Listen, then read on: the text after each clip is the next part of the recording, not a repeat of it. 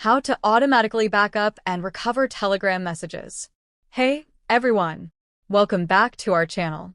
Today, we're bringing you another helpful tutorial. Let's get started without any delay. Step 1. Open Telegram. Launch the Telegram app on your device. Tap the three-line menu in the top left corner. Step 2. Access Settings. From the menu, go to Settings, scroll down and select Storage and Data. Step 3. Enable Automatic Media Backup. Under Automatic Media Download, make sure all options are turned on for white heavy checkmark connected to Wi-Fi, white heavy checkmark mobile data, white heavy checkmark roaming. Step 4.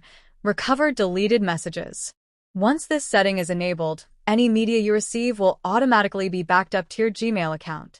If you delete messages, you may still be able to recover them through your Gmail backup. And that's it. Your Telegram messages and media are now safely backed up. If this video helped you, white heavy checkmark like this video. White heavy checkmark subscribe to our channel for more tech tutorials. White heavy checkmark tap the bell icon so you never miss an update. Thanks for watching and see you in the next video.